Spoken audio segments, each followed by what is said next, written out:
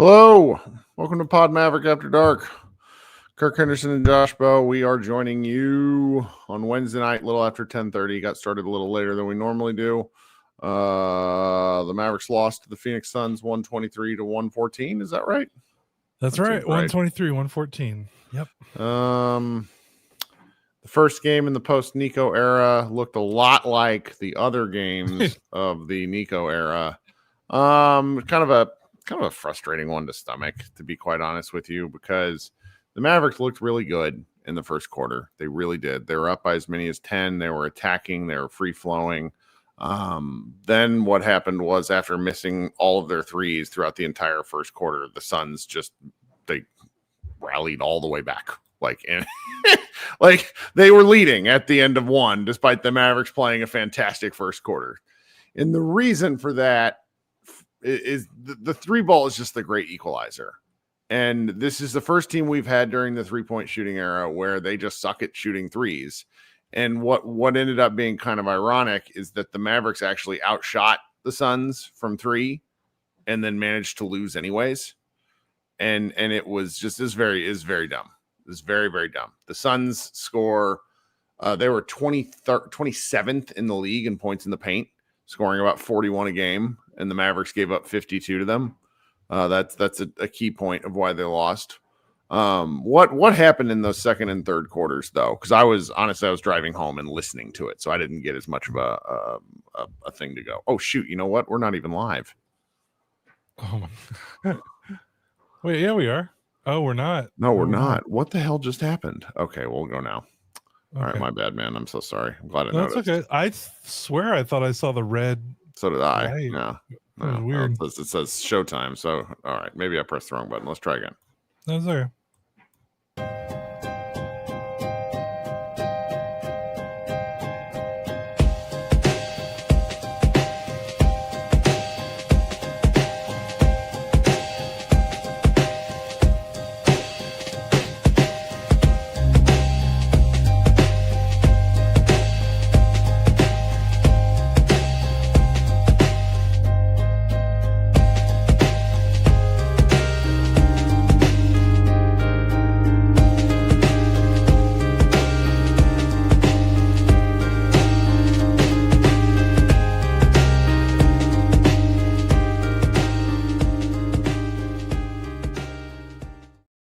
Well, welcome to Pod Maverick After Dark. The chat says we were live, which means they could hear us talking about whatever we were talking about, but our stream was quite literally showing as not live.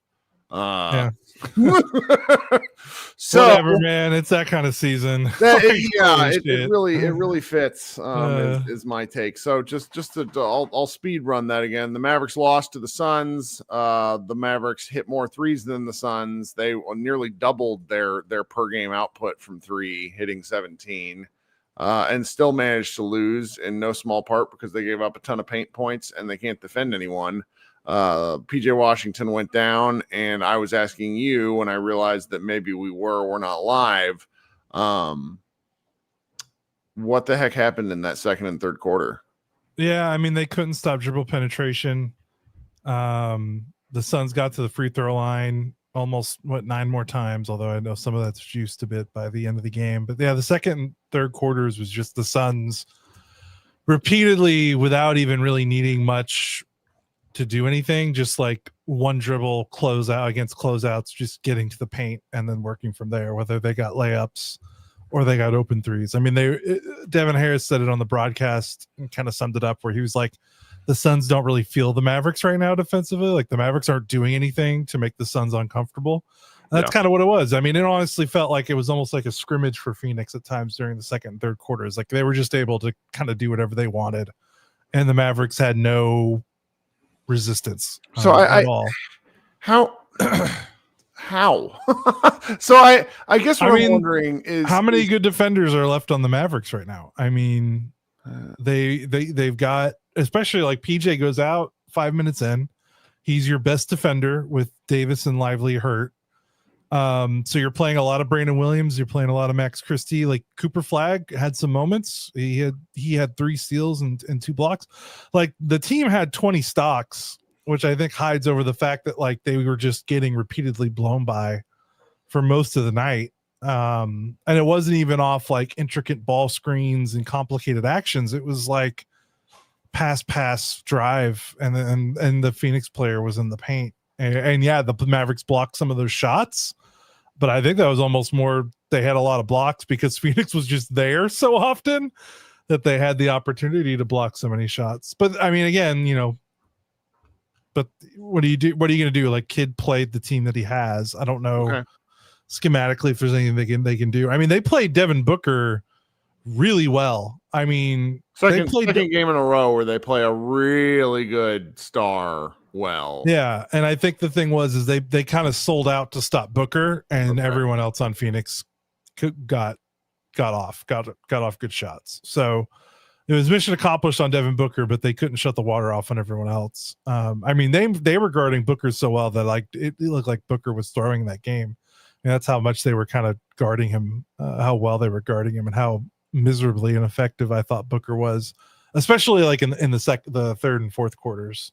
I thought the Mavericks did a really good job there. But I mean, they were doubling Booker a lot, and they were doubling him, and Phoenix got open threes. So and here's kind of a pick your poison. I missed this because again, some of these games I'm not watching as closely as I would like kids and stuff like that. And the weekend games I'm better. And the games that start either earlier, it's my life right now. Sometimes I just have a hard time with it. So the Mavericks had 19 turnovers like that. Yeah, that's what.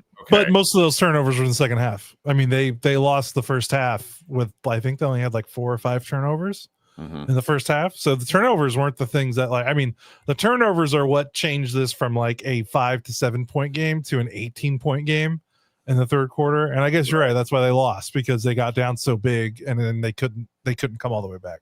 Okay. Yeah. That's just, it's just frustrating. Cause like you're watching this game, Washington goes out, you're already dealing with injuries to Lively and to AD, and the strength of this team, if there was one, was built into the front court, and the front court as they had laid it out is effectively dead. I mean, we'll talk a little bit about Anthony Davis in the second half of the show and some of the news breaking elements and things we've learned today. But it's just, I don't know how to be too harsh about this team when there are the two players that I felt affected the game the most from what I saw. I mean, Cooper had a mixed bag. I liked a lot of what I saw early, and then as the game went on, he faded real hard in the fourth. Faded real hard. Like he has a nice stat line: 16, 6, and 6s, and with 3 steals and 2 blocks, pretty fucking fantastic. Great game. He was stuck at 15, 5, and 5 though for like almost all of the fourth quarter. Like he had a turnover one where he just handed the ball to that guy who played at Virginia Tech. Ryan Dunn. He might not play at Virginia Tech. Hopefully I have that right. Maybe it's UVA. Yeah, it's UVA. My bad, Ryan Dunn. But it was just one of those things where the two guys who honestly mattered the most in this game, as far as the minutes that I saw, were two guys. One guy was a two-way player last year. The other is a two-way player this year in Brandon Williams and Moussa Cisse. And that's really fucking troubling. It is. And it's no disrespect to them, because I appreciate what they're bringing to the team right now. They're busting their asses, that's for sure. That matters to me and should matter to everybody that's watching. But good God. If they're your two best players, that's not good. It's just not good. It's just not good. So the third quarter rolls around, and I think the Mavericks ended. I don't got the total, like the box broken down in front of me. But it was definitely one of these games where by the fourth quarter, you knew the Mavericks were going to make some kind of run, because they're not going to be down 15 to 18 points forever, because it's just natural that the Suns and the Suns aren't that good. They're playing well, but they're not that good. Yeah. They're 7-5 now, and they're probably I bet their point differential points to kind of a 500 team. So that's neither here nor there, and sorts itself out. I mean, they've won 4 in a row, and 4 of those were. Wait, they've won 1, 2, 3, 4, 5. They've now won 6 out of 7. Yeah. But of those 6, two were the Clippers, who stink. One was the Pelicans, who also stink, and another one was Utah, who also right. They beat San Antonio. That's a good win, but otherwise they've kind of been wins matter, but it's also Yeah. like at a certain point you look back at the quality of the wins, and like if the Mavericks, that's one of the funny. It's actually funny you mentioned that, because you and I talked so much before the season started that we felt that the Mavericks had kind of a light schedule and that they needed to stack wins, and now they're literally 6 games under 500. Yeah, so it's over. It's so painful. So you're watching that. The Mavericks just didn't. I don't know. I'm a little. This is where doing this podcast may get a little goofy for us at times as the season goes on, because I don't want to like rehash. All these games are going to look the same unless they make some changes. It's really, Anthony Davis potentially coming back at some point, though I don't know when. Derek Lively being out is just starting to get like genuinely alarming, because we're not getting any information, and it's just it makes you feel gross paired with everything else today. The Mavericks did come out and play with some energy, and I can't blame them if because like what happened to PJ? I didn't see it. He hurt his shoulder, but it didn't look obvious at the time. Like he kind of was driving, ran into someone's shoulder first, and then kind of walked off the court, and that was it. See, because that's a little, that should raise alarm bells, like real alarm bells. No, if he's out, I mean, this is DEFCON 1. Yeah. Yes. He's they the will not win games. Guy. Yeah. Yeah. And they already weren't winning games, but they will super not win. Like they will go from like these feel good lost by 5 to they will consistently lose these games by like 10 to 15 points. And then you got Gafford in there, who kind of looks like late he's just playing like on duct tape. I mean, they played Gafford for 27 minutes tonight. He had 9 rebounds, 8 defensive rebounds. He hurt us. Good for him. Yeah. Good for him. Really nice Gafford game. That's sort of, it's sort of the gist of it here. I do think the crowd was better tonight. One of the pregame things, and this is just, look, fans and players are allowed to say and do exactly what they want. It's free country. There's just consequences in the form of behavior or whatever from both. And the Mavericks were not very happy that PJ got booed. But Mavs fans that were at the game were sick of being drowned out by game ops because they didn't want anyone to chant Nico sucks or fire Nico. Like that's sorry. It's just the way it went down. I understand why both sides. I do. I would like to see the Mavericks win as well, because I like watching winning basketball. But this game, I thought that the crowd was very into it, despite how poor the Mavericks played in the second and third quarters, and were on their feet and cheering in the fourth quarter. And that's what you can ask for, Yeah, I don't want to. I mean, if we could talk about those kid quotes like more, but I don't want to get anyone mad tonight. Like I don't have the energy. No. I do like let's. I want to pivot to bigger story stuff that we learned today. Let's take a quick break. This is just going to be a shorter podcast. I am going to host a group therapy if anybody wants to talk about the last 2 days, because why not? But Josh and I's one here will be short. If you want to support the pod, there are 2 links pinned in the YouTube. There's links in the show notes, and they're pretty straightforward. If you are not interested in those, listening to the ads does it, and really telling your friends and family to listen to this show. To be honest, we got to be kind of nakedly honest here. If you're with us now over the next several weeks and months, then you're going to be with us forever. Like now, when teams are shit. That's when you figure out what you're really interested in. And Josh and I may have had offline discussions, but are we actually interested in this? Yeah. Okay, so I'll be right back. We'll insert some ads. Okay, and we're back. We eclipsed 3,700 followers today on the YouTube channel. Keep pumping that number up. I really appreciate it if you subscribe to us. It helps. It really helps. And also just I like numbers going up. It's a human brain thing. All right, so we're kind of done talking about the game. What else should we talk about? Well, we got, I guess, the Nico Harrison fallout continues. I do. So the first one that I really there were 2 stories that broke today that were of interest, and they were quasi-related.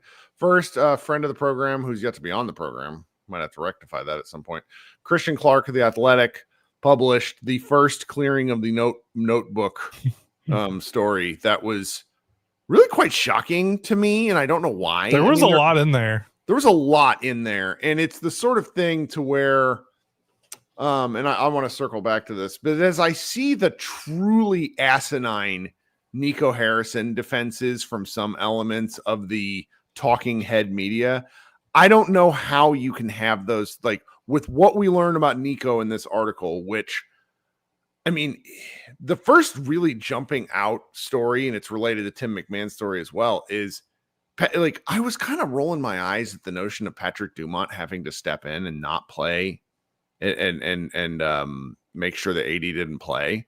But That's dangerous. That got explained a little more in depth. And Nico Harrison, let's just make this clear. For what he was trying to do, he was trying to AD wants to play. And so all players want to play for the most part. So, AD has a medical team that he pays that does what he tells them to do. Sorry, and they were recommending that AD play. I don't know what that means, what the team means, doesn't really matter. The Mavericks medical people were saying, no, he should not play. Nico Harrison, the team general manager and essentially person in charge of the organization, sided with the player and was pushing for Harrison to play. And it seems like the medical staff circumvented Harrison, went straight to Dumont, explained the situation, and everybody had to come to heel underneath what Dumont wanted. And Harrison was willing to put Anthony Davis in a position that could have ended his season, because calf strains can lead to torn Achilles. And like what Harrison did in that regard is flat out indefensible. And honestly, while I don't believe this is the case, my brain goes to, did he try to make Luka play against the best wishes of the medical staff last year? I don't know if we're ever going to know that. But Luka wasn't going to play. Luka wasn't coming back early because I think he already came back early once in the start of the season after he had hurt his calf during training camp, and then came back early, and then they shut him down for a while. Do you remember all that? Yes, I do. This whole thing just makes me call into question everything that happened in September, October of 2024. So that was wild. Like I was shocked by that. What was the next thing? What was the other part of that was interesting? Oh my gosh, I'm trying to think off the top of my head. We talked to write about it. Yeah, we did. To me. Yeah, let me look in. Oh my gosh, I feel like an idiot. No, it's in here. It's right there. I wrote both things down. The hiring of unqualified people. Oh yeah. That was remarkable. Where he hired, I have to go find it because the language was just so funny. They hired a PR, like a communications official who flat out had never been in sports before, Victoria Martinez, who came over from the FBI. Martinez's area of expertise was within the federal government combating terrorism. The transition to a top public relations role with an NBA team was rough. They let her go at some point before the start of this season. And that's like the fourth person since last season that had no business being a part of an NBA team that Nico Harrison hired. I mean, what the fuck is going on? I don't know. Yeah, that's crazy. Do you think, and just let me posit this for you. Do you think that that Dumont gave Harrison free hand? I really do. I think he gave him free hand to do what he will, with the understanding that he would do his job as best as he could. Yeah, he entrusted him. I mean, he thought he was the man for the job. I mean, he came in literally during the December of that final season. So December 2023, I think, is when it was finaled. And he absolutely, I mean, not to Dumont's defense, but like, I mean, I don't know. He doesn't know basketball. And like, he wisely was like, let the guy that I think knows basketball do all this stuff. Mm-hmm. Unfortunately, you kind of got to know a little bit more than he did, and yeah, it just ran out of control. Like, he did the thing that you want most good owners to do, which is entrust the people that are under you to make the decisions, and then you just write the checks. But in this case, it backfired because the guy that he entrusted was about to just tear the whole thing down. Yep. I mean, it's worth like support journalism where you can, guys. What Josh and I do, we do analysis, but we don't do like the reporting. Okay, that takes money, which SB Nation doesn't pay us. And you figure all this stuff out. You read through this article, and it's like you get the full breakdown of how bad things became under Harrison after he consolidated power. And it's truly crazy. And this gives me an opportunity to sort of circle back to and then there's McMahon. Sorry, we moved on a little bit too quickly from one of the stories. Tim McMahon then published something today that built upon the Anthony Davis calf strain thing, saying from now on, like, and until he's Patrick Dumont's going to be the determining factor whether Anthony Davis plays. Like, he wants to know the full medical breakdown. He wants it explained to him as well as possible, which is his, like, let's be clear about this. This is very much a thing Cuban would do. Like, it is in the realm and in the right, because if it's something that you're stewarding, you are the governor for, you probably, and not to mention the fact that Anthony Davis tearing his Achilles would take a catastrophic Dallas Mavericks situation to something beyond the pale. Yep. So, I mean, I don't really have any issue with any of it, but it's just out there. Mark Stein published a story today that I really enjoyed. Did you happen to read that one? I think I shared it in the Slack. Yeah, I read that. I got to read that one. That was a good story. Yeah, and it wasn't so much shocking as it was just sort of a recapping of things. Yeah. I do like that he validated my longtime take that Michael Finley had nothing to do with the trade, which is something I have been vehemently saying out loud for months, because I know he had nothing to do with the trade. Like, I know, and I never say things like that. But it was just, we're going to get a slow roll out of these sorts of things.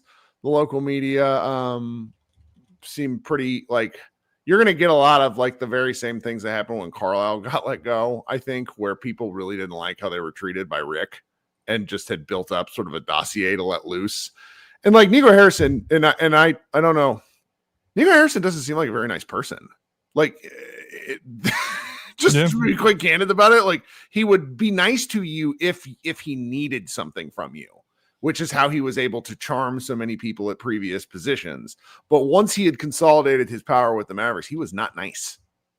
Like, no, really uncomfortably so. People didn't want to disagree with him, kind of his way or the highway kind of mentality. There were some stories today talking about like he just wasn't like an agreeable person. Like, if it went against what he wanted to do, seemed very stubborn from that. And yeah, I mean, it's not surprising. This is an incredible quote from a former team employee. If you offend Nico's sensibilities any stretch of the way, that's it. He's a sensitive guy. No, well, remarkable. I know. I remarkable. mean, not shocking that he had to have, the seats set up so that he could leave the arena without anyone bothering him. Did you see the Nick Angstad tweet from the game? No, there was an actual priest sitting in his seat today. That's funny. Exercising those demons, quite literally. That was what Nick said. Okay. I was very annoyed at the very good joke. Like, it was just the perfect joke, and I'm like, damn it! I wish I would have thought of that. Yeah. I think the thing I was thinking about. Sorry, I don't know what you were. Go ahead. I was going to say the thing that I thought about watching the game, to tie it back to everything of the last 24 hours, was like, this game was a good reminder. It was like, okay, he's gone, but like, that doesn't really change. Like, team still stinks. Team's still in a very dire situation in terms of their future outside of Cooper Flag. Like, not to say that this wasn't like they should have done it. Like, absolutely, they needed to do it, and they needed to move forward. But this is just one small step in a very long journey to rebuild the franchise. Yeah. And this was just a reminder of that. Like, with Jason Kidd and PJ Washington talking about like, hey, we don't like disrespectful. We don't want fans to boo. Well, fans didn't boo. They didn't chant fire Nico, and you're still down 18 in the third quarter. And it's like, it was just a kind of reality check that this is not going to be a quick fix. They are in deep, and there's some chances that they could, if they get a good draft pick this summer, like the draft is that good, like you pair Cooper Flagg with Peterson from Kansas, or maybe even Boozer's kid, like maybe you do get to take the shortcut, but like even then it's like, I don't know, like there's just a lot of work to do. And I felt like this game was kind of a reminder, because there was a part of me that was like, what if they just like rip off like 3 in a row because the weight and the pressure's been lifted? And I was like, oh, no, there's just the team's just not good enough. The Clippers game with them on Friday is just the sadness bowl. How many sadness bowls have the Mavericks played? Many, and they keep losing all of them, which is really special. Gosh. So I will say, like, my particular problem is I'm finding myself increasingly frustrated with the rather blatant attempts to rewrite the history of what's happened. The longer we go on, the worse it gets. Where, like Charles Barkley today on the very popular and influential Inside the NBA show went on a 2-minute rant about how Nico Harrison isn't responsible for any of this. I work on the Offsides program, the app that I'm working for now.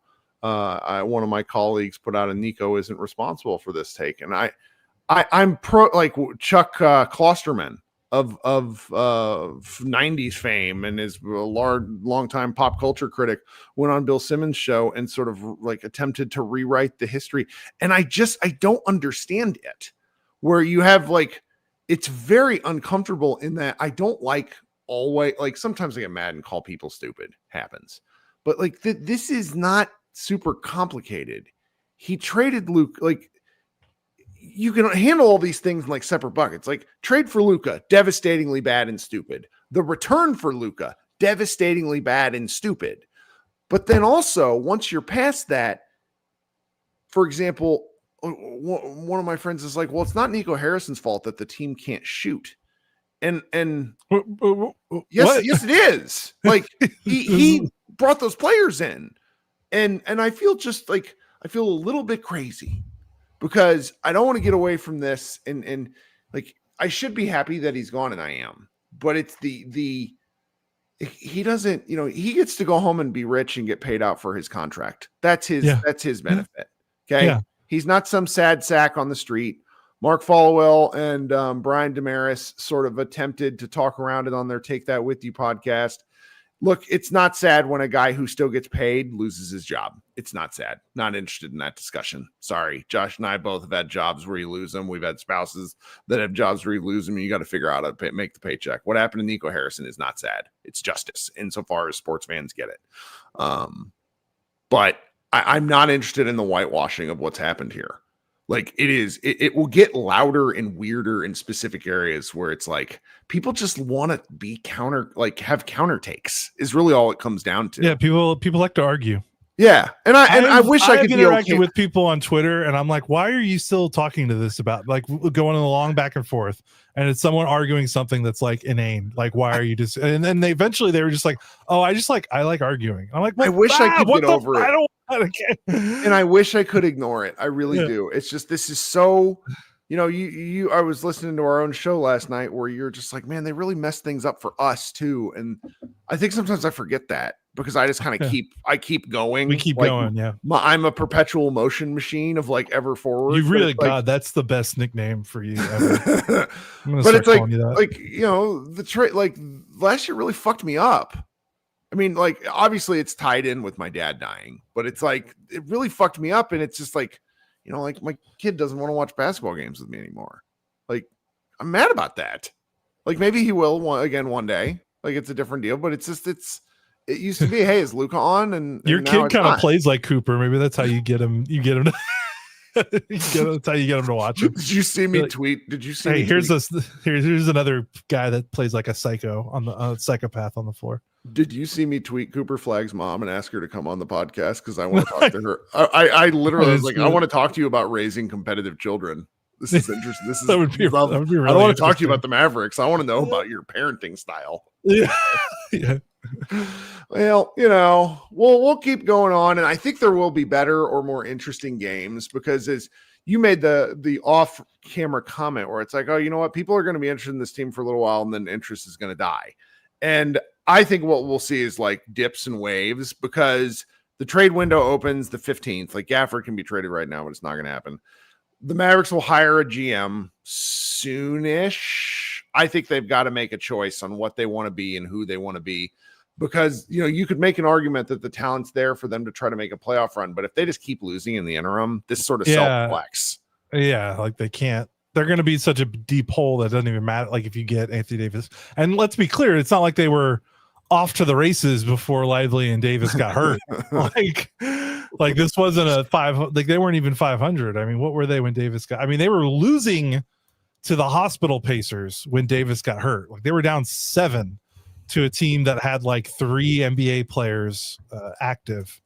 So I just don't see it. And when Davis comes back and Lively comes back, they're going to go back to the double big lineup. And that's going to cause some ruffles. So at a certain point, this stuff just kind of, I mean, it's working itself out. Like it is funny. People are like, all right, they got a tank.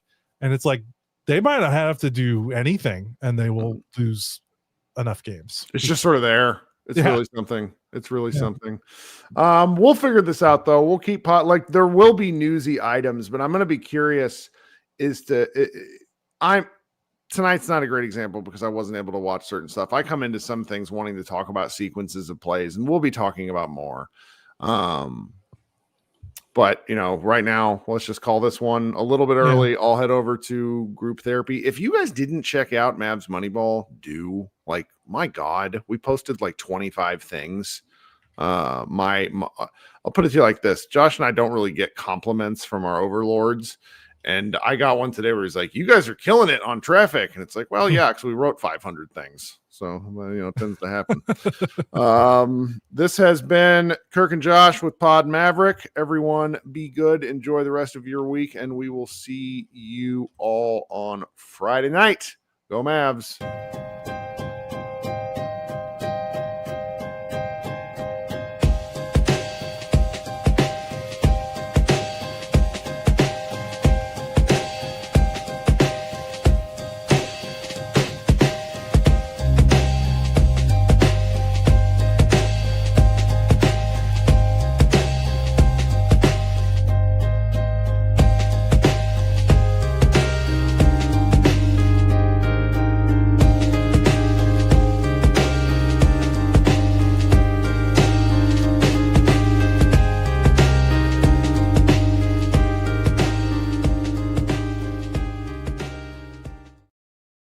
Hello, everyone. Welcome to Pod Mavericks Group Therapy. I'm Kirk Henderson, editor over at MavsMoneyball.com. If you would like to join our very weird show and very fun show, in my opinion, how you do so is in the comments of the YouTube. You click the link to the StreamYard app and you join. Very simple. You can do it by phone. You can do it by computer. If you are listening on the audio stream on Thursday, the other way you join the show is by coming and clicking on the YouTube link in the show notes, subscribing, and then getting notified whenever we go live, and you can hang out with us. We always have new people join every now and again. I like bumping new people to the front of the line. I'm interested in your Dallas basketball takes, or if you want to talk about other things. Glenn asks, could you post the link again? It is pinned in the comments. So it's right there. Don't know how to maybe do it again, but I'll try to figure it out. Glenn probably wants to be positive, so I'll post it for Glenn because he's the homie. Coming up first is my friend Sudarshan. Don't you just love waking up for great basketball? Yeah, I mean, it's thanks to daylight savings time. It's not even like an early wake up call. It's 7 a.m., which I think is fine. That's fine. Yeah. The fact that I go to sleep at like 2 or 3 a.m. for work, that's a different matter altogether. See, I go to sleep at 2 or 3 for this work, which then hurts my effectiveness at my real job, but nobody's gotten mad at me yet. Yeah. In fact, I was on a date on Saturday where I explained, or we were discussing how we are not morning people. But then I was telling her that, that I still wake up at 5 a.m. for a game if it needs to be. She's like, how are you not a morning person? I'm like, no, I'm just a crazy sports person. Right. And there's nothing like being mad at sports to actually like anger you enough to wake up. Right. So No, what are you thinking? I think this game showed us in a lot of ways who is actually interested in playing and who is just there because they're there to earn a contract and make some money. Okay. Because you saw it from guys like D'Angelo Russell, from Klay Thompson, to a certain extent from Daniel Gafford. And I know Brian's going to be really pissed off that I call him out on this, but Najee Marshall, the four of them, the moment they came into the game, you could see the energy just dip. Which is really something, because I think Najee, a lot of games has been the energizer bunny of sorts. No, that's true. We wouldn't have won the Wizards game without Najee. So, yeah. But it's so weird because you were talking about, the Suns guys taking one dribble and they were on the perimeter. Well, guess who was defending during that second quarter? It was Klay Thompson, D'Angelo Russell, and Najee Marshall. I mean, and the thing is, like, because PJ went down, I guess he had to play Cooper Flag more minutes at the 4 and like a small ball 5 and all of those kind of things. But there's only so much that you can do. When you're three like perimeter defenders are these three guys, and they could not be asked to actually do anything. The perimeter defense is something that almost needs to be studied, because is it an effort? Is it a scheme thing? Like, what if it's some of the Josh was like, what do you really expect from some of these guys? Blah blah. And I'm just like, I don't know. I've seen some of these guys have been on the team for a while, going back to last season. I've seen them defend better. Yeah, it's funneling them to Gafford is not particularly fair, because I don't expect Gafford to be. Gafford is a great help side defender, but like him as like the lone rim protector is like just not the best. No, I mean, Gafford has this thing where he goes, rather than playing the fundamental defensive plays, he's always going for the highlight. So as a result, it's very easy to bait him out of position, because if you go, he's always going to try and block you when you're driving at him, which means it's usually either the guy who he's defending, who is there in the dunker spot, is always open, almost always. So if you don't rotate to him, I mean, it's an easy dunk, almost all the time. The other, I mean, it's really interesting because you were talking about like the actual defensive rotation. They came out really aggressive on defense. Yeah. And for the first 7 or 8 minutes, the rotations were really sharp. I mean, Christie was good with that. P-Will is P-Will. You can't really take it. But he was trying. I mean, and then something just completely snapped. Yeah. I mean, PJ going down, I think, is a visible shock to the system, because PJ is probably going to be the most consistent player the Mavs have this year. Number one, they can't trade him. Number two, I think his role is like the third best guy connecting piece on a good team. When you get elevated, it's just like we're going to like watching him. But it also, what that meant, I think, for the team psyche tonight, because I sort of pencil him in as like the team leader. I just think it does something to your whole downhill rotation, and then you get just weird stuff, That's true. And another thing I want to point out is Josh does not shout out enough about Musa Cisse. Oh, that kid his energy is infectious. Shout out to he literally, that's an impressive foul rate. 6 fouls in 14 minutes and 47 seconds. I mean, yeah, that's very Alex Sarish in some sense, but 4 points, 9 rebounds, 4 blocks. I think he's averaging like 2.5 blocks a game or something in the past 4 games, which is so. I mean, yeah, it's going to be one of those weird seasons where we're just going to see a whole bunch of L's, but I think we're still going to be happy about it. I find myself like sort of shocked because I look at some statistical markers. My colleague John from SB Nation is in the chat. He runs the Bright Side of the Suns blog. He was dropping some stats today. And one of the things that I found myself interested in the pregame was the fact that the Mavericks hadn't been able to hit a three. I mean, we knew that, but it's like when you compare it over to the Suns quite on a game-by-game average this season, the Suns have scored 18 to 21 more points per game from the three-point line than the Mavericks. Then the Mavericks hit 17 threes and still lost. And I'm just like, I just kind of found myself going, what are we doing? We were discussing this in the middle of the game. It seemed like the Mavs were down like 15 or 18 or something, and they were getting mathed. Yeah. Right? I mean, it was just one of those variance games where they were getting screwed on the math. Yeah. But they had the same number of threes. Like Phoenix were 14 of 30 or something like that. And the Mavs were 14 of 40. So it wasn't the number of threes, it's the percentage, it's the shooting percentage, right? Like Klay Thompson is Klay not looking like a corpse is extraordinarily helpful. Like he's got to hit 3 a game. If he's going to take the volume, I mean, he shot a ton of threes tonight. That was a riotous number. He's 16 threes. Yeah. The problem is not him hitting 6 3-pointers. The problem is he should be 6 of 12 or maybe 6 of 10 or that's hard, dude. Come on. 6 of 16. I mean, can you imagine? No, but if he's the only shooter, you're not getting that kind of spacing. Like they already load up on him and that's part of the challenge. I mean, the Suns. No, I agree. I heard this on a show today. The Suns are getting some of the best looks in the league from 3. Yeah. Just as which, I mean, some of the guys, I can't remember which guy it was, but there's a couple of them here that have really taken incredible shots. I'm looking for. This is just me losing my mind. Really good podcasting, Kirk. And anyway, Royce O'Neal, that's who it is. Royce O'Neal's basically no one's near him within he's getting the most open looks in per game in the league. So and he's making teams pay.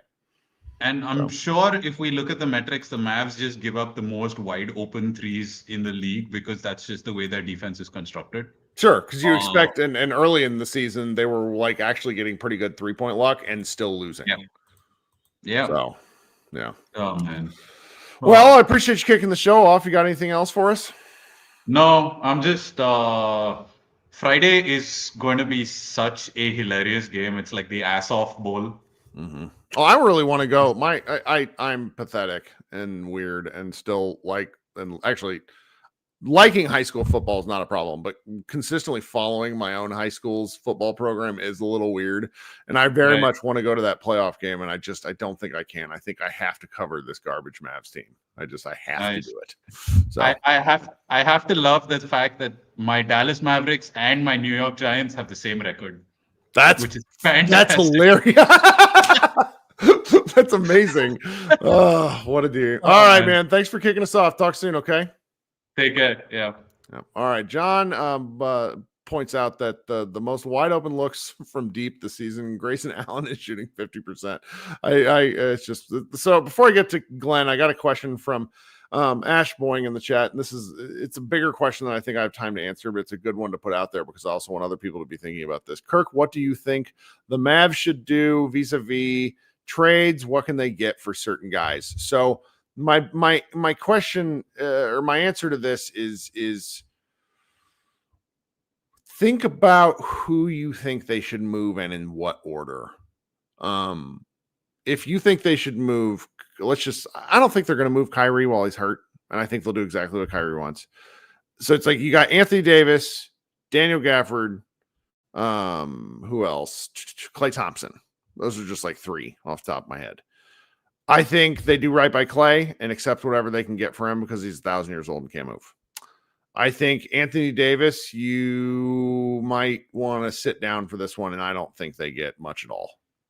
He's going to have to show his health to get even a first-round pick. Like, this is going to go down as a really, it's the one player for what it's just sad. And I don't want to insult him, but it's sad. calf strains aren't something that just go away. Gafford's probably the most interesting one. I'm just not sure, but you never know. Like GMs sometimes get high on themselves. Like Chicago right now, would they be willing to move stuff for Anthony Davis? Their Twitter fan is hell no.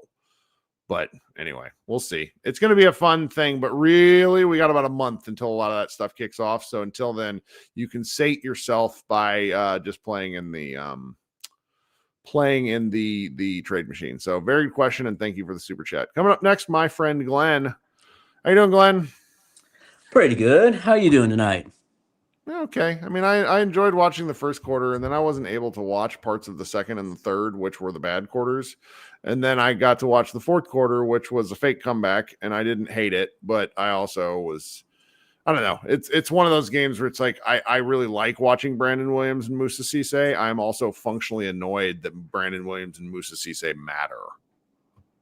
You know? No. They're fun to watch. They're great. Yeah. I love those guys, actually.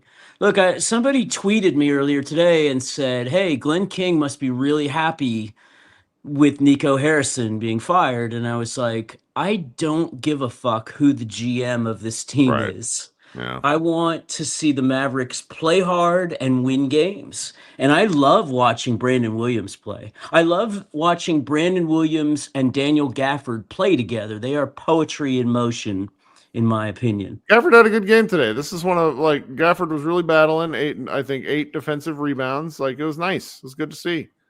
It was great to see. I'm a huge Gafford fan. If we have to start fire sailing, I would hope we can keep Gafford as part of the new core. He's still pretty young, and I mean, you got some guys on this team that are exciting to build around. I think it's great watching Cooper Flagg get better every single night. I mean, there's always something about his game that was better than the night before.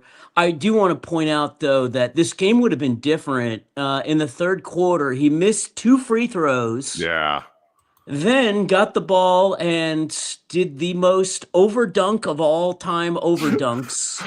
That's gonna go on like, let's just fast forward to the future and hope he retires a Maverick and gets a statue. Like, that's gonna go on like the blooper reel of what Cooper Flagg did early in life. That was funny. It was very funny. Sure. But that's 4 points that they can sit down with him and say, Cooper, every point counts. I know. Yeah, but I mean, you can't get like his free throw shooting this season has been preposterously good. For him to miss 2 free throws was wild, or 3 free throws tonight was wild. 3 free throws. He was 1 for 4 tonight, and it's just a matter of concentration. And that's the point. He's so good at shooting free throws. If he misses 3 out of 4, it's a concentration problem. And maybe it's because his shoulder was hurting, because he did get that was the left shoulder early in the game. And plus he is playing with a sprained right thumb. So that's so, you know how I feel about guys who play hurt. I appreciate that. And by the way, you said you didn't see what happened to PJ. There are 2 guys in the NBA that I fucking despise. I know where this is going. Let's hear you cook. Dort is one, and Brooks is the other. And Brooks did one of his patented slam into the shoulder in a way that looks like it might have been an accident, like he wasn't trying to do it, but he does it so consistently that he took out PJ. I mean, that's what happens when you're playing against Dillon Brooks. Somebody on your team's going to get hurt every time you play against Dillon Brooks or Dort. And that's what happened. I fucking hate it. Now, I'll vent for a second because you can tell I'm not in a good mood about this tonight. The one thing that gets me really angry is watching Lively on the sidelines. It just turns me red every single time I see him. Can we take his money and give it to Moussa Cisse? Yeah. Because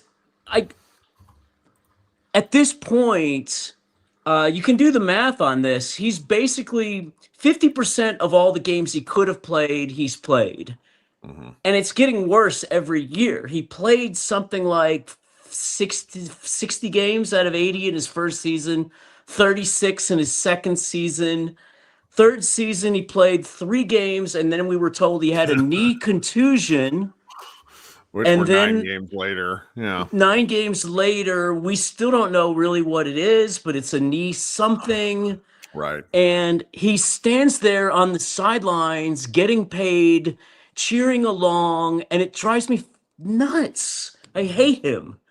I want to give you an opening to note that you as a person and as a fan of this team are expressing your fan disdain, and that if he comes back and plays his ass off, you will love him as much as you love all these other guys. Yes, I he think can that's redeem fair. himself. There's Yes, no which- doubt. Yeah. He can redeem himself. Get out there and play, but I suspect he's going to get out there and play, and then 2-3 weeks later, we're going to be on to his brutal. next injury. And, you know, I Jimmy hope not. Johnson had his thing about the asthma field. He's an asthma field guy. He's the guy that, I Good mean, I take. talked last time about Josh Hamilton and the comparison Right. there. There are some guys that find a reason not to play. And then there are guys like Cooper Flag who is like, okay, I've got it. I don't want to put this on him not finding a reason to play. I want to put it on the fact that I feel that the medical staff has been dishonest. I mean, the Anthony Davis injury was supposedly a grade 1 sprain, which is 2 weeks. We're approaching the 3rd week, and he's not going to play. So either he was misdiagnosed or he was purposely scaled down. There's something goofy going on. There's something afoot. And that will cause problems for the Mavericks at some point if that's the case. I mean, I don't want to get too deep into anything conspiracy related, but I have to think that, and this is every NBA team. This isn't the Mavericks. Like, there's sometimes an incentive to sort of like just tweak. And so 9 games for a knee contusion is weird. It's just weird. I mean, put a wrap on it. Right. In the case of AD, I believe that they want to trade him and they want to make sure they need to get a run of 10 or 20 games before they can trade him. That's good for everyone involved, including him. You know? So they're making sure that he's as healthy as they can possibly get before they put him out there. And then they want him to play 10 or 20 games, and then they're going to try to get the best deal. And I think we're all for that. And I think this Mavericks team is still fun to watch without AD, obviously. It's some of these guys. Max Christie is fun to watch. Brandon Williams, fun to watch. Musa Cisse, I didn't like during the summer league, but I've really grown to love him. Gafford, I love. And Cooper Flag, I absolutely adore him. Who wouldn't? That guy. So there's a lot to feel good about for this team. Yeah. I think that covers my list. We're gonna get more. I told Josh this to end the show, where it's like there's gonna be, so even if the team continues to be stinky, which seems kind of likely, there's gonna be enough stuff to come back to. And we got my again, I mentioned my colleague John, who might still be in the chat. He covers the Suns, and they're even when they were bad, there's like a weird bad element to where if you really do like the team, you're gonna keep checking back in on it. And I think between the news and the players, there's going to be enough going on to where we will get some at least interesting stuff to cover. So I'll still be watching when we're 30 and 50 or whatever it is, and I'll still be watching this all the way through, and I'll still be right here supporting the show. Maybe I'll be the only one calling in at that point. I realize it's better if you got different people calling in every night. Misery loves company. That's my theory on this, is like that this portion of the show will actually grow as we'll find some real sickos. Like, I appreciate what some of my Mavs colleagues in the space provide, but I provide a very real space of just total pragmatist energy. You you and I have good conversations because you're very positive. I'm not quite near as much of a shit when I'm speaking to people as I am when I'm typing on the internet. And I think that, it's part. So it's like, as this goes on and gets weirder, I think we're gonna have more reasons to talk. So sure. By the way, I'm aware that I'm being unfair to Lively, and I am. It's a feeling, though. Fandom's about feelings. Like, that's what Nico Harrison never understood. It's not about the numbers and the slate. It's about the feeling that comes with this. And so if you're not passionate, then why are you spending your time on it? It's too much. So, all right, buddy. My problem, which I'll repeat about Nico real quick, because people keep asking me about this, is not that he moved on from he moved on from Luca, and I read Tim McMahon's book, and I'm cool with that. I mean, he knows if people want to come to that conclusion, that's fine. But what always infuriates me about Nico is that he didn't go out to bid. They should have gotten a lot more. They should have gone to every single team in the league and said, "What's your offer?" Because we've already got this offer from LA, and we, we could have at least gotten a better offer from LA if we had somebody bidding against them. So anyway. Thank you for hearing me vent as usual. Appreciate you. Talk soon. Okay, we got 2 more guests coming up, so I'm going to insert some ads before I get to Daniel and Cam. If you want to support the show, there's links in the notes with direct access to supporting the show. Listen to the ads. That's another way to help us. And the third way is to spread the word. Need someone to teach me how to say this word. Proselytize? What's the spreading of the word? I need more of that. All right, so I'll insert those ads and be right back. Welcome to the show, Daniel. How you doing? Hey, Kirk. How's it going, man? It's for 11:30, I'm shockingly awake. Like, I did not want to get out of bed this morning and have felt that way until about 9 o'clock. And now I'm just like, hey, I'm here. I'm awake. There you go. Man, I've been a Mavericks fan since 2010, man. I mean, I've been on the tail end of Dirk's career. It's just a good year to start. Yes, it is. Yes, it is. I was very unfortunate to see Dirk's early years back in the night. Very unfortunate. But, yeah, it is what it is. The game tonight, it was just kind of disappointing once again. Cooper Flagg is one of the greatest 18-year-olds I've ever seen. It's just the problem is that I think we need to give him time, sure. And I hate to say this. I think the Mavericks, in an 82-game season, this is not looking too good right now. Right. So, and I have to say this with my heart. I think him, Max Christie, Musa, Cisse, and Brandon Williams and Derek Lively, they're the core. Okay. And right now is that, we have older players on this team. We're going to have to figure out a way how to get rid of AD. But here's the thing. I don't know if anybody's going to want him. That's my problem. I mean, he's one of the things that I haven't liked about this part of watching AD is I had a pretty good feeling I knew what we were getting. Mm-hmm. And the fact that it's confirmed what I thought I knew, I don't like, because I watched Anthony Davis in college. I watched him early in New Orleans. I watched him with the Lakers in the bubble when they won the title. He was very fluid and moved very well. It is now 5 years past the bubble. He just isn't that guy. And that is not his fault. That's called aging. Mm-hmm. And so I don't, there's got to be, like, general managers are, there's got to be some team that looks at this and says, you know what, he could be the deciding piece. The problem is he just makes so much money. He's $54 million. Yeah, and that's the biggest thing. I mean, I keep saying this once again. Who's going to want that contract? Which team is going to want that money and is going to take on the injury history of Anthony Davis? And apparently he thinks he's due. He wants another extension. So he basically has this year, next year, and then that third year is an opt out. But I don't understand who would I think sign it's the up. player option, right? It is. So, but what team would sign up for 3 more years of 80 at age 35? Like, what team would do that at that price point? It's just not out there. It could be Miami. I mean, they could be desperate. Okay. I mean, that's sure. I mean, it's an interesting. AD and Bam together, that would be a good duo. Yeah, well, it's not. But I said before, I love what Max Christie brings to this team. I think with his skill set, the way that he goes about his business, he plays defense the right way. That's why I call him Super Max on the TV. He's basically like a superhero. One day he does really good, then the next day he does really bad. But as superheroes always does, they got to bring defense. And he brings defense as a guard. And Brandon Williams, I feel like the transformation that he has taken, I think Kyrie has really done a really nice job of taking B-Will under his wing, in my personal take. Brandon Williams is such an interesting story because he just didn't make it primarily due to injuries. And so that freaks me out to one degree or another, because in training camp when he had hamstring injuries, I was sitting there going, oh no, because that was his problem.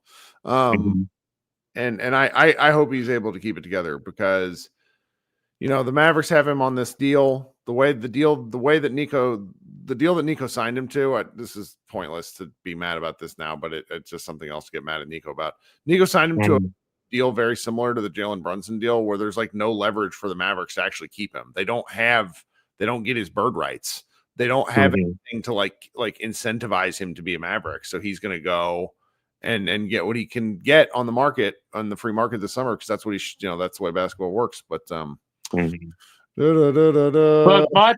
but I really do think that he is part of our core. I believe that B. Will should be kept. But the question is, how does the Mavericks management view him as? Is he a point guard long term, or is Cooper Flagg the long term piece? I mean, I think Brandon's probably just a guy. If you want my true take, that's not his fault. But if they would have valued something more, the contract they would have offered him before the season might have been a little better. Instead, they offered him kind of the cheap deal. It made me it annoyed me when I found out the terms of the deal, where it's like, well, so you're saying, I remember thinking, so if he outplays his contract, the Mavericks don't have any incentive to keep. There's nothing incentivizing him to stay a Maverick, and that's very annoying to me. And we're like, I would say that through 9 games, he's outplayed my expectations just because the Mavericks literally need him. Yeah, I mean the way that he just goes about his business. I mean, we just saw a reverse dunk by him tonight in the game. I mean, Sure. this is crazy, and I think he's only like what, like he's like 5'10", 5'10". Man, that's he's not as big as he's listed. I'll tell you that much. Man, really? I did not know that. This is partially a me problem, but either I am 2 inches taller than I think I am, or every NBA player lies about their height. Because when I am on the same court and have been on, it's like, is Kyrie Irving 6 foot tall, or it is what it is. It's a very silly thing. It might just be a me thing. We know. I might actually be 6'4", and maybe I'm just I don't know. My wife says I'm taller than I believe. Right. But when I heard the news yesterday about the Nico firing, I knew that this was going to happen. I knew that this was going to happen when the trade happened. I mean, this is probably going to go down as the worst trade in years. I mean, I heard it today on the radio that it was like somebody called it the worst sports trade in 100 years. And I'm just like, it's like maybe Babe Ruth. I really can't think of one that's any. But what I find myself surprised about is the when. And I think the when happened because the Mavericks aren't selling out games anymore. And I think ticket prices are through the floor. And I think that it's hitting the owners in the wallet. And they're like, we gotta pull up. What did you think about the letter that Patrick Dumont said yesterday? What was your thought on that? Hated it, but I also think that and know that he's constrained by certain kinds of language. Like, I don't think he's allowed to mention Luka's name because he's not a Maverick. Which also means I don't think he can actually say the trade, which I appreciate the gesture. I think the lovely PR stunt that they pulled with that 18-year-old kid at the game was just absolutely brilliant because it worked on me, and I'm pretty sure it's a PR stunt, and I don't care. That's how you know it's good. So it's an interesting question. The letter is do you remember that when the Mavericks beat the Suns in 2022? On the way to the Western Conference Finals? I think it was that season. It was the Game 7 game where Luka scored 30 points in the first, and like just annihilated the Suns. Oh, yeah, that's when we annihilated them. Yeah, I remember that. Suns ownership put out a letter after that, like apologizing. And like that's what this letter reminded me of, where I'm like, I get why you have to do it. But the fact that you have to do it is like, the letter is causing problems that are answered within the letter. Like it's a feedback loop of like, there's just no winning, I think is the way I would phrase it. Right. But like I said before, and as far as the Cooper Flagg thing goes, I really like the kid. I mean, he's a young pup. I really do think that he's going to be a good player. I want him to be better on offense. That's what I want him to be better as. We all know he's a great defender. For a 6'9" forward, I mean, that's crazy. His wingspan is absolutely ridiculous. Crazy. So what I would do, I think what I'm gonna do, is sort of set myself benchmarks and look at his grouping of games together, where it's like I grab a chunk of games and maybe take a look at his shooting data, then look at another chunk of games down the line and see if there's any growth. Because a guy that's his age, their development curve is much sharper at this age than it is pretty much. Yeah, I have like a 16 to 20, age 16 to 22 is when guys develop the most in basketball. That's sort of my take. And so if Josh Bowe was looking at video of him years ago, he couldn't shoot when he was 15 at all, like couldn't shoot. And then last year he was essentially a 50, 40, 90 guy at Duke. So the fact that he hits all these free throws, I think he's shooting 89% from the line so far this season. That bodes well for his shooting. The finishing we see flashes of, like the finish over Giannis the other night. Yeah, I saw that. That was crazy. That was so cool. That was awesome. He went up against the great out of all. That's right. Oh, it sounded like there's an audio issue. Did I pull out my own audio? What were you gonna say? Okay. No, you're good. So it's like there are flashes, and I think what you're correct me if I'm wrong here. I think you're asking for consistency. Yes, I need consistency at a Coop. I really need to see it. He's a good player. He's a great player for his age. Yeah. I mean, I just don't want him to get the treatment. That's what I don't want. I think that's fair, and I don't think he will. I think people who really understand basketball know. I think the expectations are through the roof, and that's part of it. But it's such a long season. If we're looking at him at game 65 and he's like scoring 17, getting 5 and 5, like we're all going to be so freaking excited. Like it's going to be, and then it should be the case. But anyway, man, anything else? Well, I was going to also ask, there was a rumor out there saying that Mark Cuban wanted Dennis Lindsley to be the next GM. Did you hear anything about that? Yes, Mark Stein covered that today in his newsletter. So Cuban still owns like 27% of the team. He has influence because he's essentially a very well compensated season ticket holder. That's what an owner, that's what a minority owner is. Him and Dumont are friendly. It became very like the Mark Stein story essentially said that Harrison boxed out Cuban over the course of like 6 months, like effectively told Dumont he needed to stop listening to Cuban. It's like very high school. It's very weird. And Cuban has spent the last several months getting back within Dumont's good graces, which I think contributed to Nico getting fired when he did.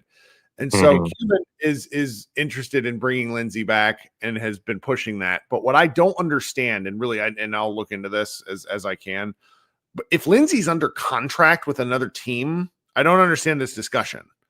And I'm pretty sure he's under contract with Detroit, and they would have no reason to let him out of that contract to go be a GM of another team, even if he wanted to.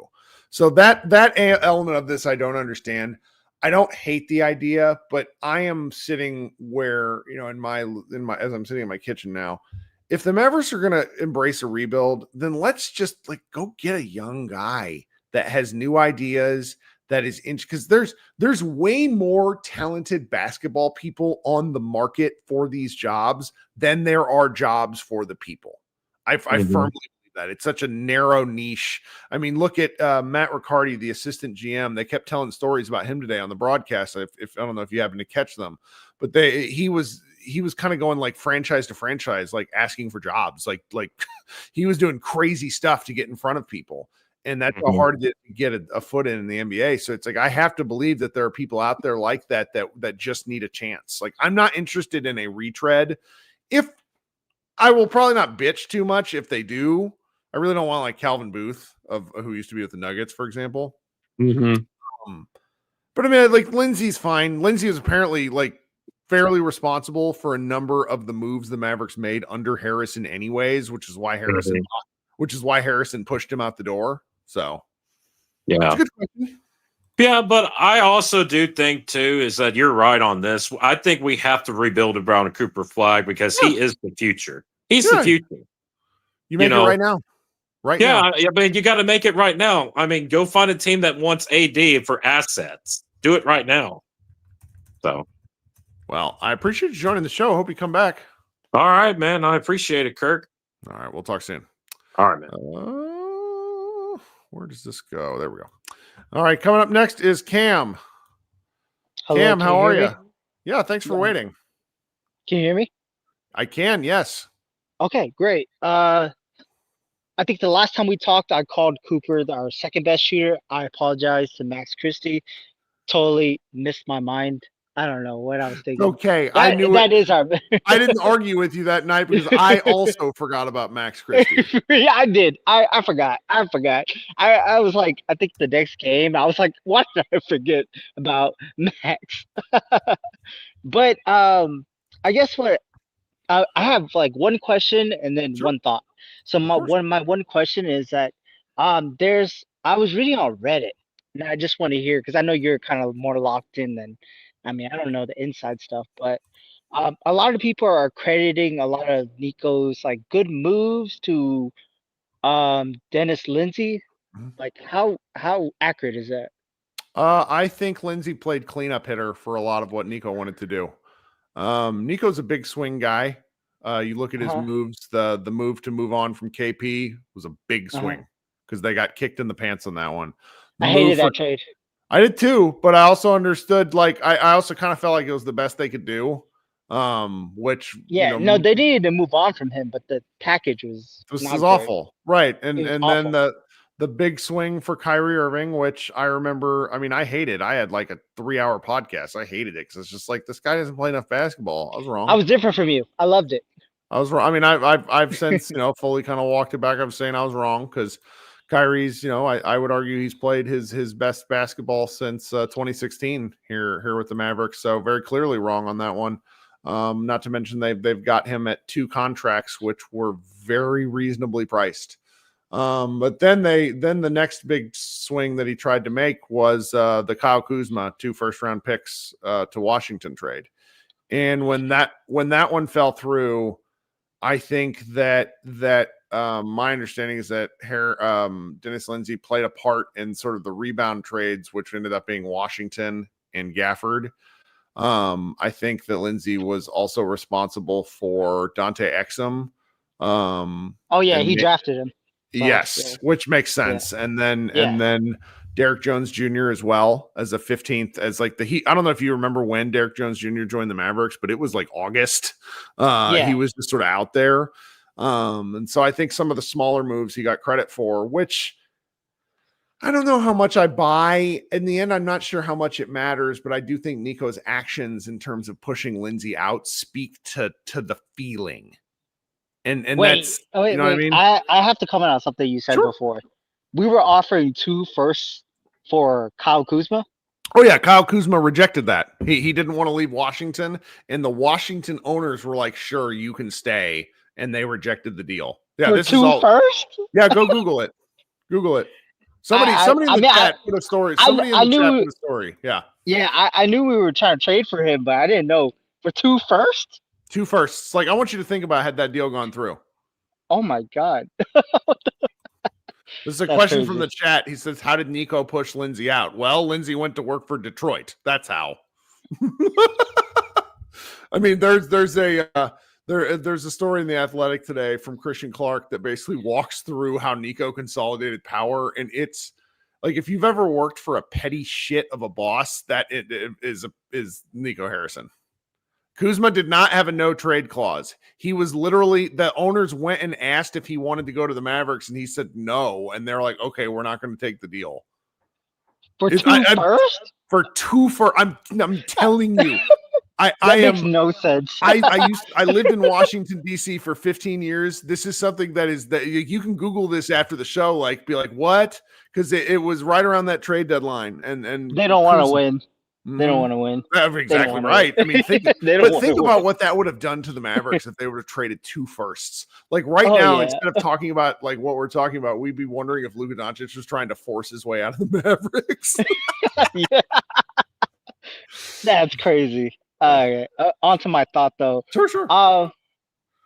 Like I told you last time, I was Team Tank, so I'm not upset about this loss. And then I think we got to be clear though.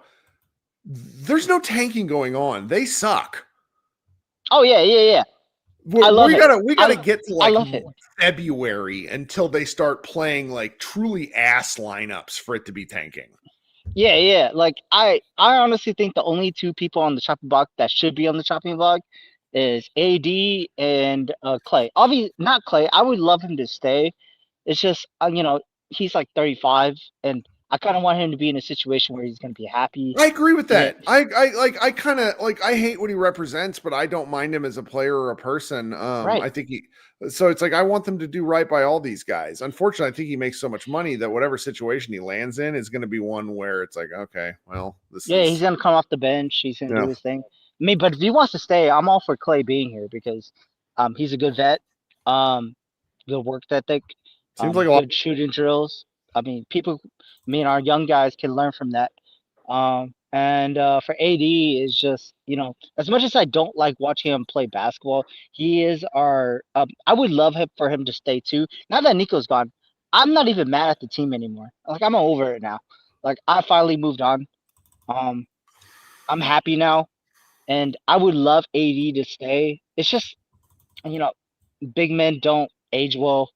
And if this team's going to be competitive, this team's going to be competitive. We do need to trade him. It is what it is.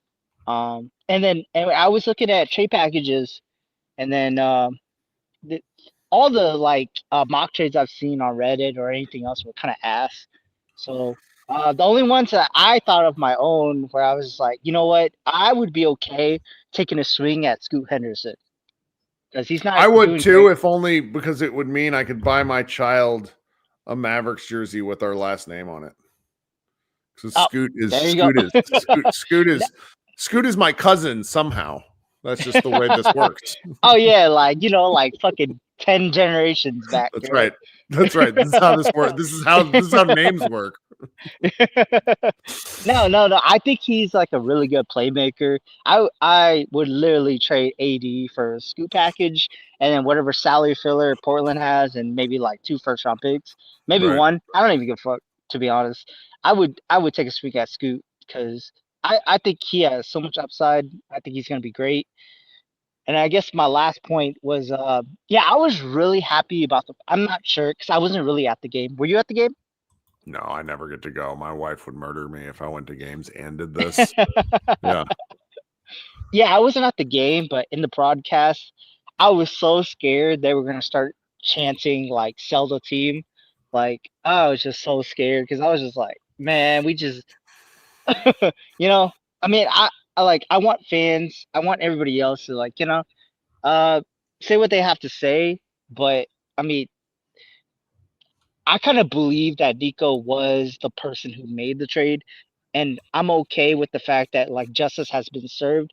I'm okay with thinking that our owner doesn't know anything about basketball, and that's okay. He was part of a gambling family for however long in his life. Like he just came into this basketball thing. No, I mean he was basically installed as because the Adelson family bought the team, and he's the son-in-law, and I don't expect him to know anything. Like there's a very funny thing that happened to his own Wikipedia after the Mavericks bought the team, where someone inserted a line within 2 weeks of them buying the team, where it was like, he has loved basketball since a young age, and it's like, who the fuck? Shut up!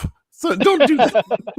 Yeah, so I think of it as a minor committing a crime and an adult committing a crime. I think that Nico Harrison is adult. He's been around basketball all his life. That's why he should have been fired. But this is a minor committing the crime. I don't think he knew anything about basketball. I don't think that you know what I mean? Well, I also think there's a limit. So what the fans did here to get Nico Harrison fired should not be downplayed. I think it's extraordinarily important and quite cool. I also think there's a limit as to what the customer can best fan base do. ever. Yeah, best fan base ever. Well, I don't think you can convince the owner to sell the team. Like the owner, rich people that rich give no shits. Yeah, I mean, that is the underlying things that he's going to be here for the next 30 years. But at the same time, the fact that he fired Nico at this time, because honestly, it makes no sense why he would fire Nico, other than the fact that it was really toxic in the fan base. But we're talking about from like a basketball perspective. It made no sense that why he would fire Nico right now, and it shows that, like, to me, it shows that he is really trying. I mean, I'm not sure it's gonna You get got to better. start I'm not trying to. somewhere. Yeah, you gotta start somewhere. So yeah, I was really happy that those chants were going on, because like I know that Cooper Flag's mom was chiming in on this, and I was just like, man, I want Cooper Flag to be here for the long haul, and that it means that his mom needs to be happy. So that's it. I mean, Yep. I was really happy on the broadcast. I didn't hear anything like that. People were chanting. It felt like a regular Mavs game, and I That's haven't right. heard that in like 9 months, and That's a good it point. was great. That's a very good point. Well, hey, thank you for waiting and joining the show again. Mhm. All right. Talk soon, okay? All right, get some sleep, man. Oh, yeah. One day. Not today. Long-time commenter, I think first-time guest appearance, Ash Boying. Hello, Kirk. How are you? I'm great. Welcome to the show. I didn't actually do something I told you I was going to do 2 days ago, and I forgot. And we are now 2 days late to the birthday of the Marine Corps. And I put up the thing on the bottom of the screen. I didn't say it. It's a big mistake on my part. That's Anyway. no problem. I just got the video of my son's battalion having their birthday party. And it looked more like the LA riots than it did a party. But Hey, Marines for you. everybody celebrates differently. That's the Marines for you. So, I mean, dumpster fires. They had tear gas canisters rolling down hallways in their barracks. And just, Marines. So, when you talked about raising a competitive kid, that kind of struck home. But because I've got some nice stories to tell you if you ever want to hear them. But wanted to talk about a couple things. Is let's turn the page. I mean, it makes no sense trying to get, as you said, trying to get Dumont to sell the team. Let's look toward the future. Mm-hmm. I think that, as one of your other callers said earlier tonight, you got to move Lively right now while he's got some value. Because looking at how Anthony Davis's value is plummeting because of the injuries, it's going to start happening to Derek Lively too. Because as you can tell, I mean, you just can't stay healthy. Yeah. And I think you need to start getting something for him while you can. I also think you need to load up on as many 2026 draft picks as you can, because this is kind of a historic draft class coming up. So I think that you can get some mid-teens draft picks. Those guys are going to be really good because it's a pretty deep draft class. Yes. Yeah. I mean, I am just I saw this graphic, and I probably have shared this before, but I saw a graphic on the internet about teams that were like how teams were built. And the best teams right now have all been built through the draft. Now, that may change if the NBA signs another collective bargaining agreement and there becomes a different way to build. Mark Cuban was insistent after the 2011 title that the way to build teams was through free agency. He was just wrong. Because that CBA at that point was pretty restrictive. And so I'm of the opinion that the best way to build teams is get as many bites at the apple as you can through the draft as possible, and you go from there. And the Mavericks challenge is they own 0 second-round picks of their own through 2031. That includes this year. So we're talking 5 straight years of no flyers. And then they obviously got Philly second in 2029. That's right. But that's not one that they control. It's one that they're receiving. And you never know. That could turn out. That's their only second-round pick. And when you we all know the first round situation. It's not as bleak as it sounds, but it's just like the lack of control and the fact that they're all like controlled by the teams that we all hate, the Rockets, Spurs, and Thunder. Like, that sucks. Well, there's a trade that you can get the Spurs pick back. Because if you trade PJ, which I think he would be perfect for the Spurs, you could get their 2031, and that gives you your pick swap back. So that's kind of a 2-for-1 type deal if you want to look at it that way. That's an interesting one. You'd have to do that at the end of the season because he's signed. Like, they can't trade him till August of 2026. Right. Yeah, you would have to do that at the end of the season, and that's actually, I think it's March of 2026 is when they can actually trade him, and that's past the trade deadline. So yeah, you'd have to do that at the end of the season, but PJ on the Spurs would just rock. I mean, honestly. Sure. You know, especially when you think about the way that he mistreats the Thunder. I mean, I think that every team in the West might be looking at PJ if you're a contender to play against the Thunder, especially. Yeah. So he might have some value. I think that I don't know what kind of you're right about Davis. Davis needs about 10 to 12 healthy games to regain any value right now. And then somebody's going to go absolutely crazy about their chance to win the East and maybe offer us a boat. That's what I think too. Something like that. And even the first round picks you get there might not be good, but I just think you got to take it. Well, the East is wide open. And, I'm kind of eyeing Atlanta because they got the New Orleans Pelicans first rounder in 2026. And if they get crazy enough, maybe we can capitalize on that. But, you never know. Yeah. Yeah. Because, it's kind of like quarterbacks in the NFL draft. Someone's going to talk themselves into it. It's a good take. I think you're right. So, I like that one. So, that's just, just kind of the way I feel about that. Also, I'd like to talk about keepers. I mean, I think really there's three keepers on this team right now. There's Brandon Williams, there's Max Christie, and there's Cooper Flag, and everybody else should be, wide open for trade, to be honest with you. And the other thing that I can't understand, I'd like you to comment on, I don't know why they can't defend the 3-point line better than they do because, Christie's a pretty good defensive player. Cooper's supposed to be pretty good, and PJ's, a good defensive player. And I just don't understand why they don't defend the 3-point line well. So, my theory, and I don't have a great answer for you. I personally hate switching defensive concepts because I think it results in too many opportunities for error. Where the switch occurs, and so the Mavericks are switching basically every screen that I see happening. And so I think when the ball is moving around the perimeter to open shooters, I feel like every situation the Mavs perimeter defenders are put in is one where they're late. And that sort of causes I'm thinking of like a circuit board where it's like if one element fails, then the next element fails, like kind of by design. Yeah. Right. That's what my close up in a foul because they're fouling on the 3-point line like crazy. And when the Mavericks made the finals in 2024, the defensive sort of physicality that was allowed then, the Mavericks are just smashing into people.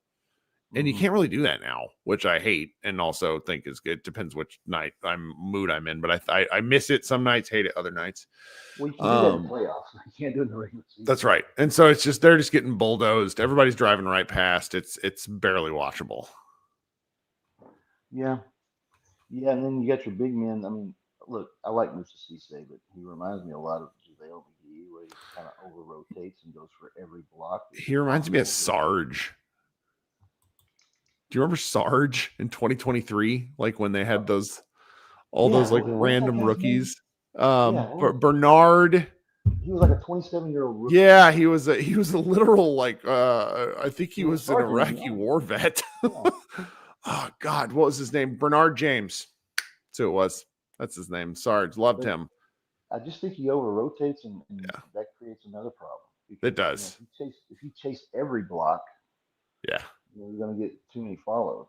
Defenses scout that. I'm sorry, offenses scout that as the year goes on, and they're like, attack that guy because we're going to get, Right. And the last thing I want to say is I made this comment the other day is I watched Cooper a long time. I've been watching him since the Olympic camp, and it just seems like he's like the board. I mean, he's gonna adapt to whatever you're doing, and he's gonna learn, and he's gonna take whatever parts of your game that he needs to win, and you kind of see that, and you can kind of see he's starting to pick up things. Like tonight, in the first quarter, as I typed earlier, he was 1 for 5. Okay. Yeah.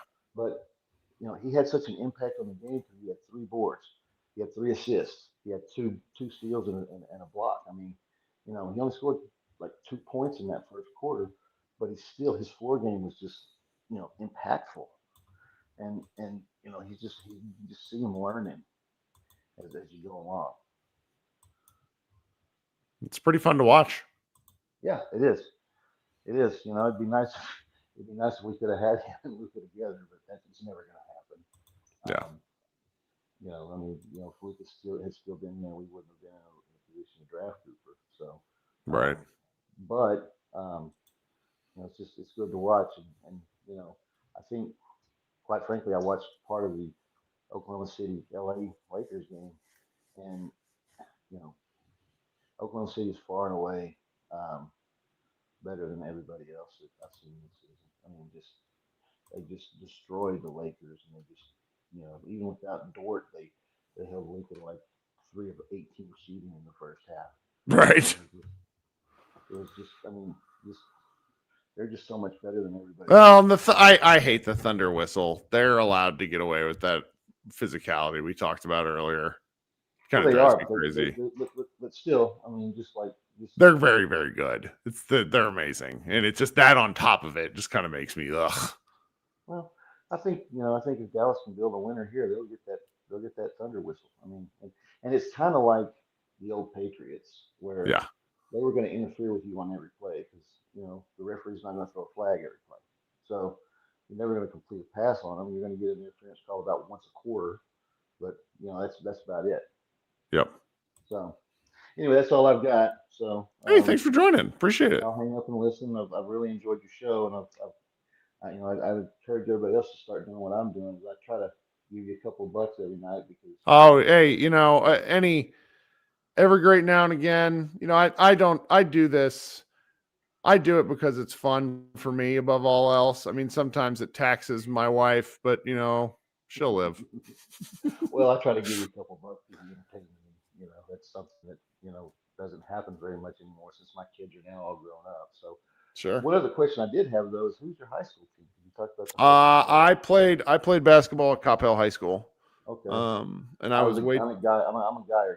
So I was way too skinny to play football and realized very quickly that I shouldn't play football. Now I can play football because I'm fat, but then I just couldn't do it.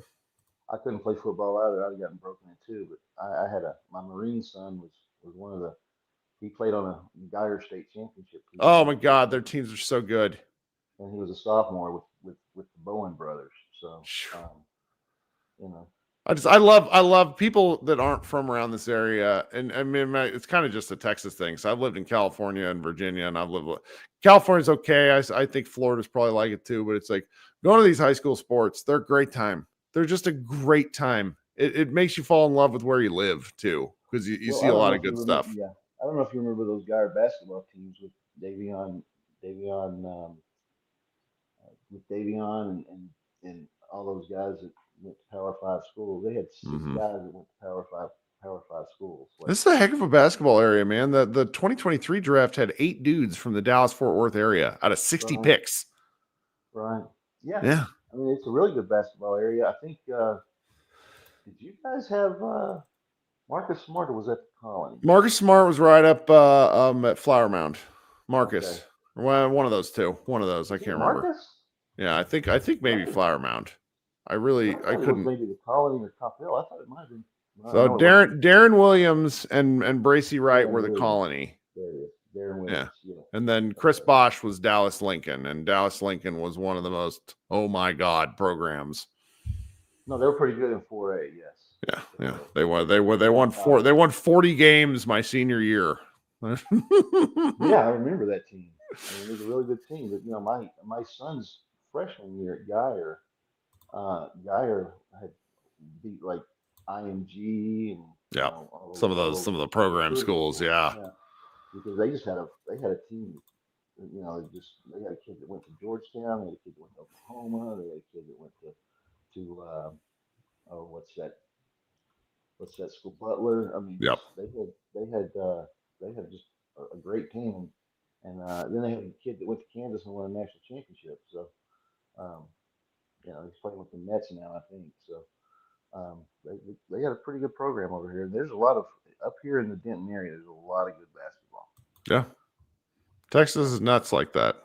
Brian Hopkins, shout out to to deep 41-31 Mavs. Yeah, I watched him dunk once. Really impressive. I love high school basketball too, because the games, that's the other thing. The games are 75 minutes total.